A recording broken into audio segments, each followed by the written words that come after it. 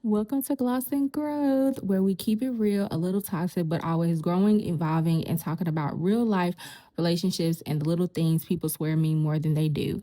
Okay, hey y'all. So, yes, I have been MIA. Not like y'all care because the views don't show it at all, honey, but I'm here to rant a little bit because one thing that I've noticed about starting this faceless podcast is that you really have to be consistent. You really have to find your niche. And I feel like I am just in between of trying to find out where I fit in when it comes down to this algorithm because it's really, really hard. And I never thought it was gonna be easy, but dang, it's like I started from the bottom and I'm like still at the bottom. Like I'm never gonna be able to say, oh, started from the bottom, now I'm here. That's what it feels like. And it also makes me respect the content creators that I do watch, like Kempire, which, he talks a lot about pop culture and he do a lot of recaps on, Real Housewives of Atlanta, Real Housewives of Potomac. I really love the Poor Minds podcast. I watch Drea Nicole and Lex P faithfully. I think those women are so hilarious. It actually reminds me, like, their back and forth reminds me of like how me and one of my homegirls talk on a day-to-day basis. Jada Waiter, I love watching her vlogs. I love it's so inspiring.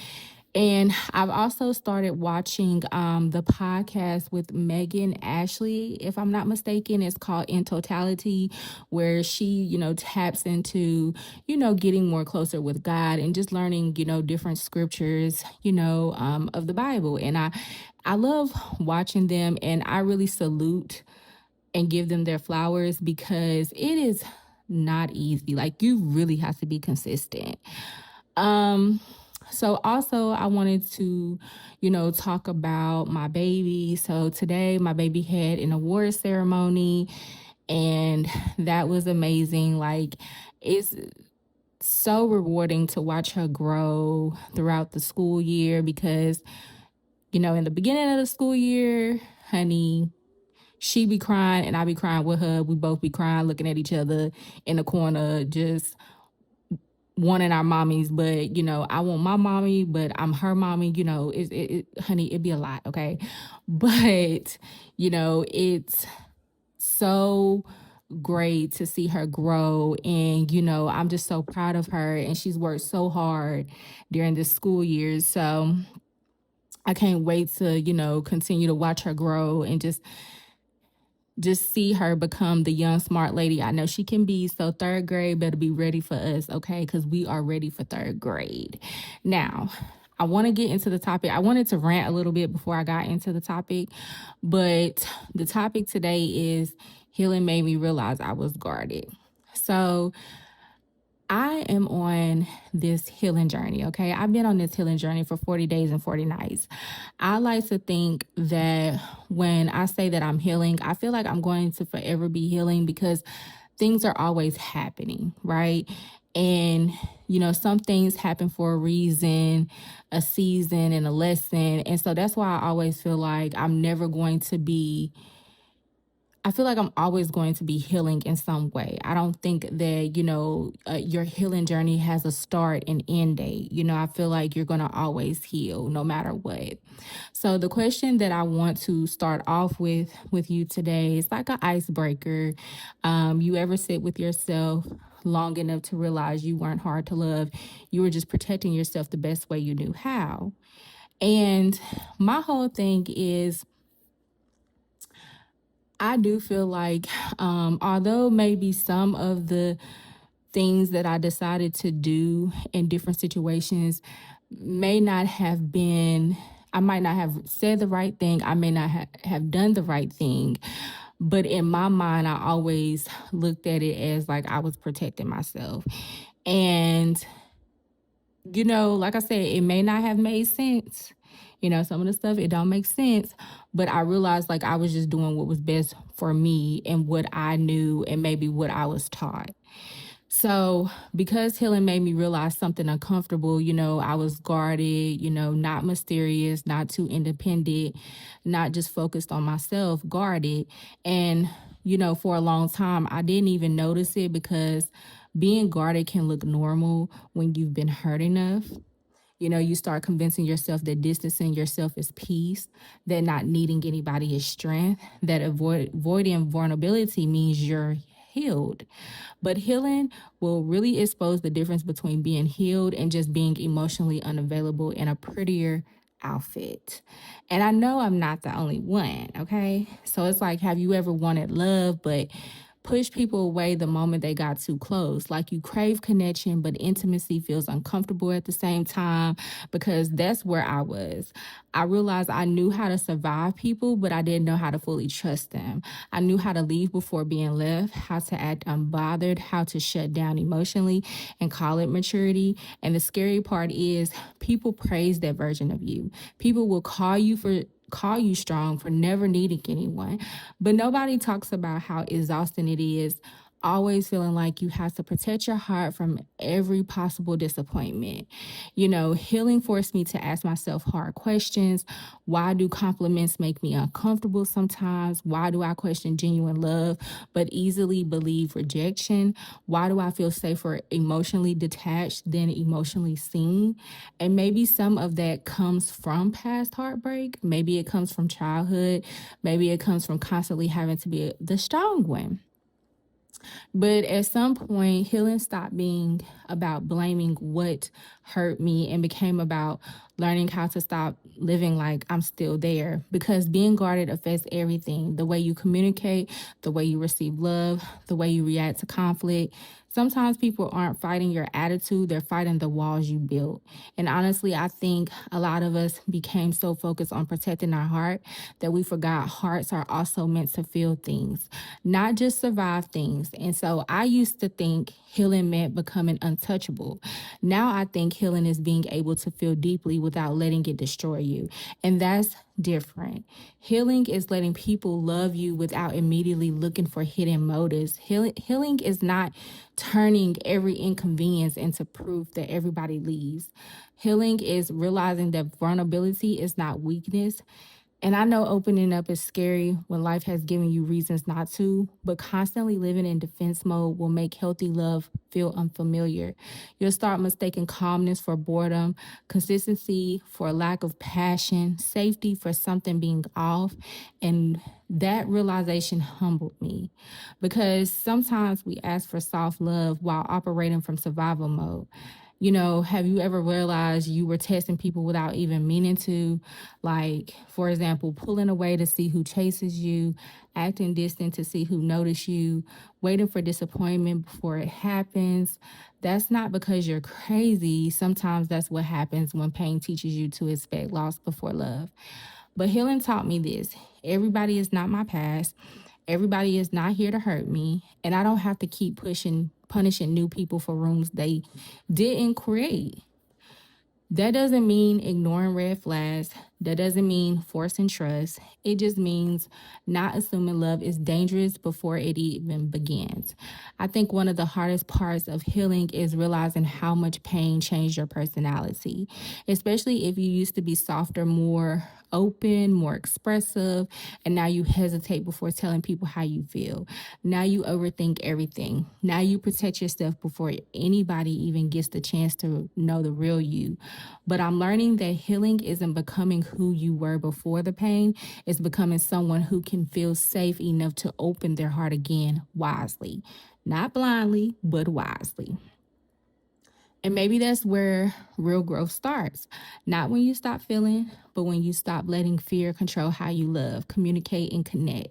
So, if you've been feeling distant lately, if you've been calling isolation peace, if you've mastered pretending you don't care because caring feels risky, maybe healing is asking yourself, am I protecting my peace or am I protecting my wounds? Because there's a difference. And maybe the strongest thing you can do is finally allow yourself to be sing. So I started a fast, right?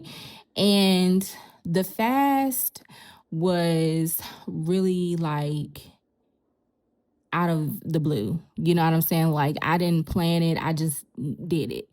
And I am really, I said I started it, but I'm still in it. I don't know when I'm going to stop it, but I fasted from all social media. So currently, I'm not on TikTok. I'm not on Instagram. I'm not on Snapchat. I'm not on anything. I'm just on YouTube because I feel like YouTube is a little bit more control. Like you can control what you want to watch, you can control what you want to see, so on and so forth, right? So within like the first week that I started my fast, I oh, and I also pray like each morning. I'm starting to read a scripture each morning, write down that scripture in my journal, and just also write down a prayer that relates to the scripture that I read. So I'm starting to do it in the morning, but the first week that I was fasting, I was actually doing it at night. And y'all, when I tell y'all, I was having dreams, like I was having these crazy dreams of people that I had dealt with in my past, and the scenarios were so crazy. And every time like I would wake up from these said dreams, I would find myself like very, very emotional. Like I would cry because some of these dreams were very, very, very, very explicit. Just, it was just so hurtful. Like these people that I dealt with did me so wrong in the dream. Worse, they did me worse in the dream than they did in real life, right? And it was so hard for me to wrap my mind on why I was constantly having these types of dreams. So, I remember just talking to my therapist about it. And she was just asking me, she was like, what do you feel like these dreams are trying to tell you? And I had to really, before I answered the question, I really had to sit back and think about it. And I literally told her that I feel like these dreams were showing me, or per se, God was showing me the wounds that I have. I have wounds of being rejected. I have wounds of not being chosen. I have wounds of being insecure about myself, about my looks. And, I felt like, and I also have wounds of just not really being nice to myself, not really speaking light into myself.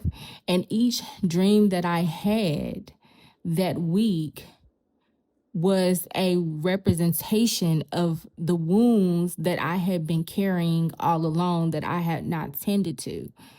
And so now, with me doing the fast that I'm doing, I am realizing these wounds and I'm tending to these wounds. But at the same time, it's just really like a battle. You know what I'm saying? A battle with myself, because I feel myself going back to doing things like maybe just, being really hard on myself or really nitpicking at myself. I feel myself going back to what I'm trying to get away from.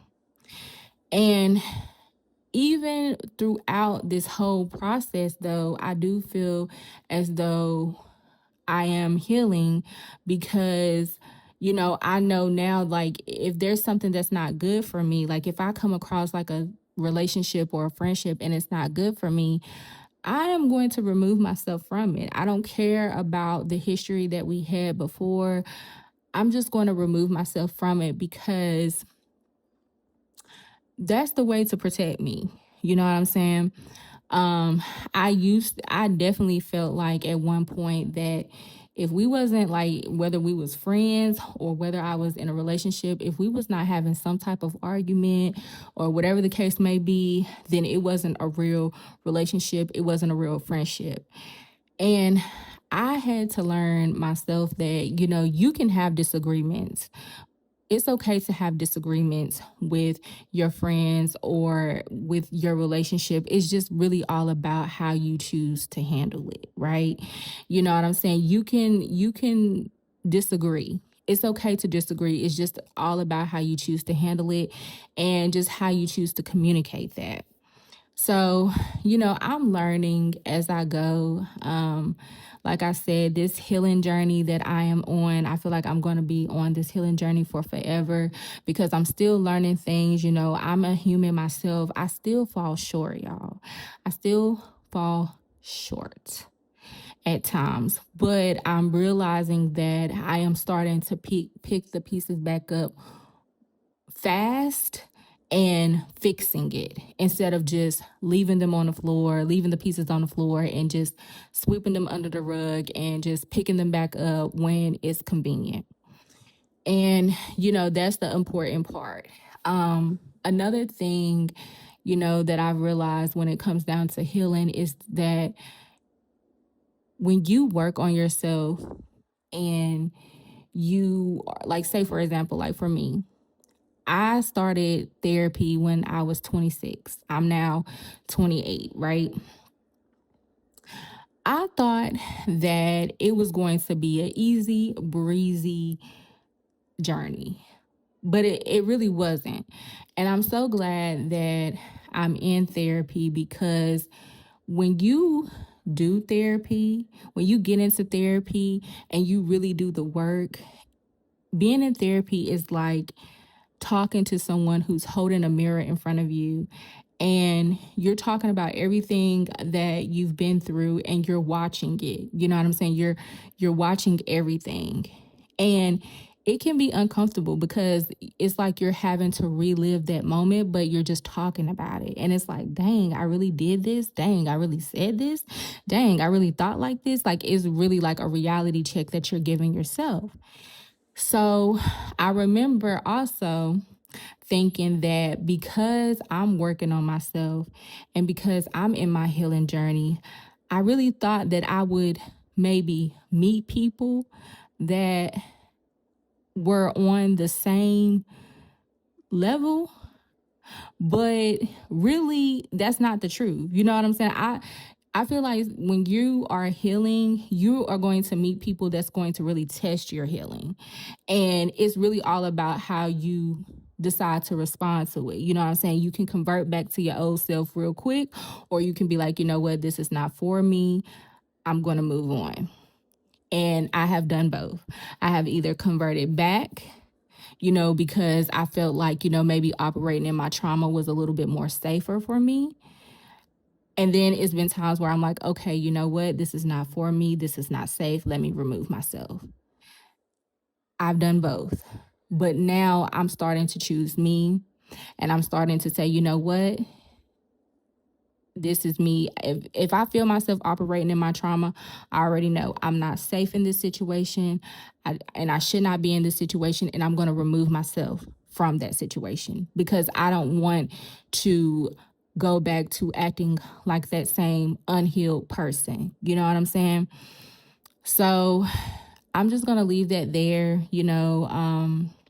Like I said, it's very hard and it's never easy, but you know, you will get through it. I'm getting through it the best way that I know how. And until next time, I see you guys later. But please do not forget to like and comment. Please subscribe, you guys. Please let me know what you want me to talk about.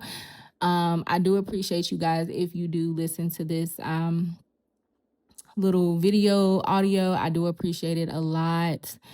But yeah, just comment below. Let me know what you guys think, and I will be back with the next episode.